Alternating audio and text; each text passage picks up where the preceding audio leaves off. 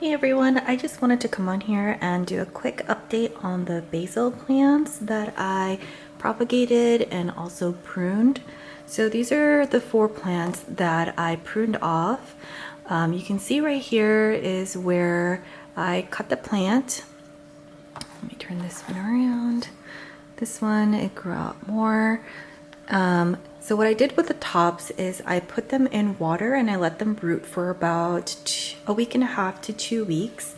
And I didn't take a video of that, but here are the tops of the basil. I put them in water and it took about a week and a half for them to root, and then I put them in this little pot here, and now they're growing very happy.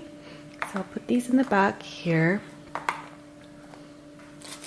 I forgot to fertilize these guys, so they're just a little bit yellower than the ones in the back. But you can see here where I cut them, these 2 new shoots are well, they're not new shoots, but they're new growth that's growing out, and they will just bush out a lot more. So this will just keep growing outwards and it will be a lot more bushier plant, and then you can actually keep pruning these off right over here. Then this one will continue to get bigger and bigger.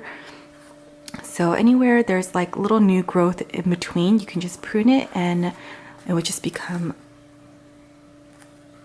Sorry, my battery ran out and I got cut off. So anywhere there is any new shoots in between these little ones, you can prune off and they will just continue to bush out. So this will just continue to grow out and out and out. And same thing with these here. You can see this one here. I cut off these lower ones because they were touching the bottom of the soil, and that can cause it to get like diseased and stuff like that. You can see here it starts to... So I cut those off, but these 2 new shoots in between are growing very healthy.